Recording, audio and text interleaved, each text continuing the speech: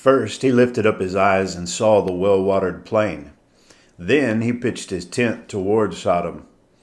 Finally, we find Lot living in Sodom, sitting in the gate. Oh, he loved that city.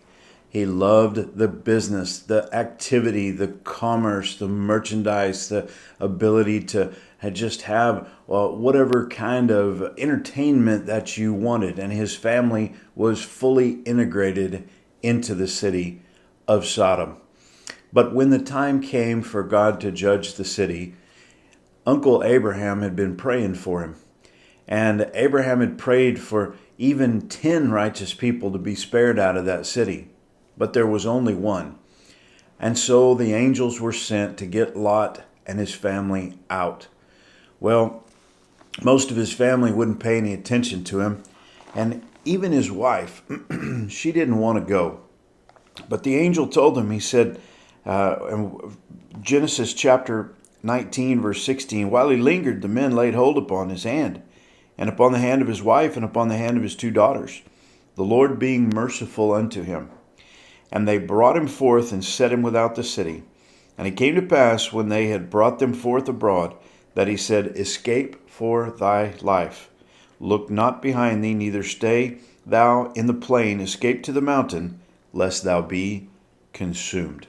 Oh, Lot didn't want to do that. He's not a country boy. He's not a mountain man. He's a city boy. Let me go to that town over there, that little city, old Zoar. Is it not a little one? He couldn't stand the idea of not being in a city.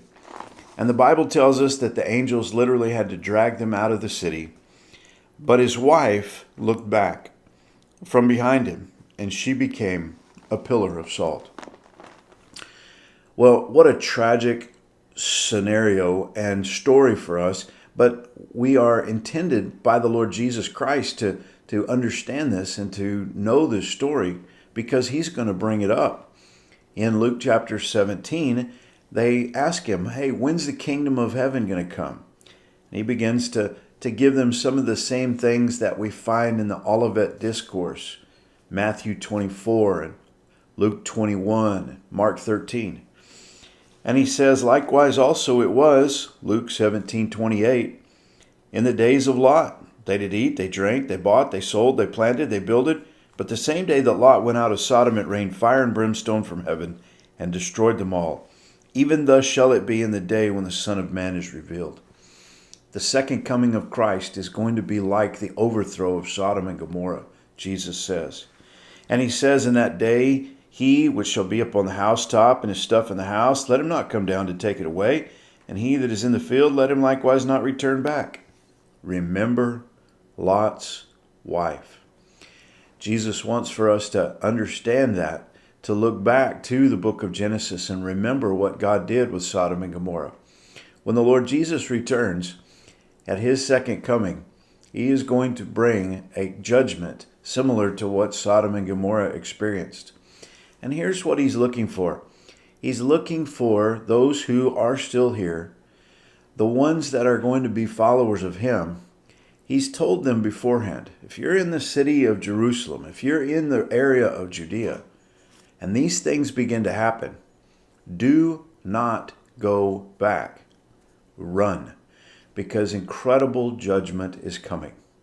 Now, those who won't believe that, well, they're gonna flee into the city. They're going to run into the houses. They're going to hide, and they're going to be judged. And he relates it all back to Lot. Whosoever shall seek to save his life shall lose it, and whosoever shall lose his life shall preserve it.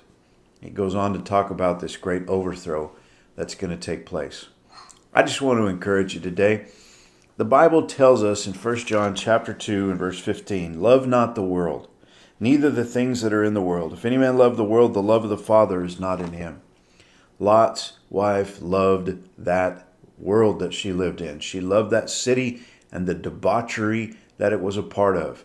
You and I are called out of that. And let's make sure that we keep our eyes on Jesus, keep our ears open to his word. God bless you. Have a great day.